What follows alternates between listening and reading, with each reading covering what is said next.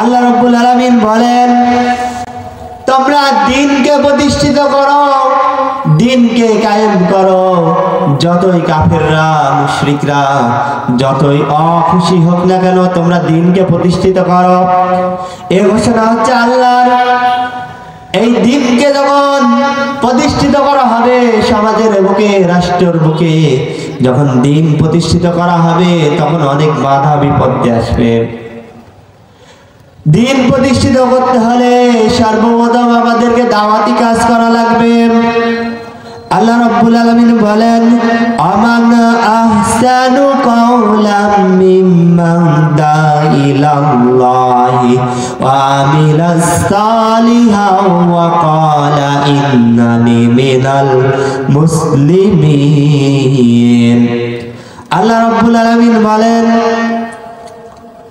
ওই তো সবচেয়ে দামি যে নিজে আল্লাহর বিধান মানে এবং অপরকে আল্লাহর বিধান মানার জন্য উৎসাহিত করে, সবচেয়ে দামি।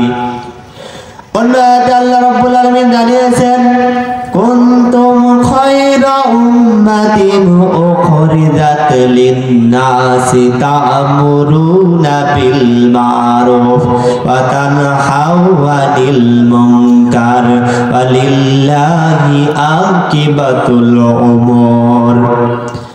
আল্লাহ রাব্বুল আলামিন বলেন, ওই জাতি তো সবচেয়ে শ্রেষ্ঠ জাতি, যেই জাতি কোরআন নিজের বিধান নিজের খারাপ কাজ থেকে বিরত থাকে এবং অপরকে খারাপ কাজ করা থেকে বিরত রাখে। এই জাতি তো সবচেয়ে শ্রেষ্ঠ জাতি, আল্লাহর কাছে সবচেয়ে শ্রেষ্ঠ জাতি। শ্রেষ্ঠ জাতি কি প্রচার করবে?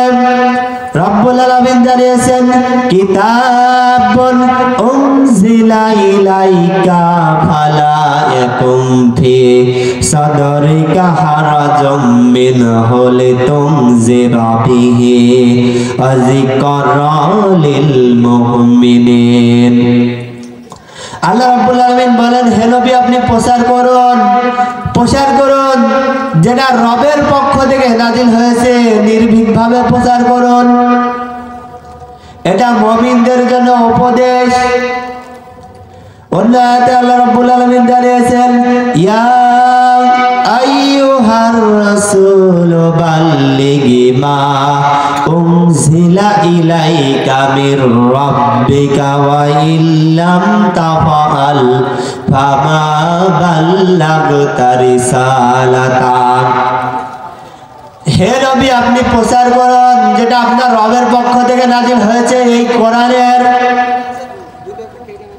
আপনি যদি কোরআনের কথাগুলো সঠিকভাবে প্রচার না করেন, আপনি রবের দরবারে দায়ী হয়ে যাবেন। আপনি নির্ভীকভাবে এই কোরআনের কথাগুলো প্রচার করেন। আয়াত নিয়ে যখন চিন্তা ভাবনা করেছিলাম, তখন আমি দেখছিলাম আল্লাহ রাব্বুল আলামিন তো বললেন, এই কোরআনের প্রচার করো। কোরআনের প্রচার করার জন্য রব্বুল আলামিন বললেন, হে নবী নির্ভয়ে প্রচার করো যেটা আপনার রবের পক্ষ থেকে নাজিল হয়েছে, এই কোরআনের। তার কারণ এই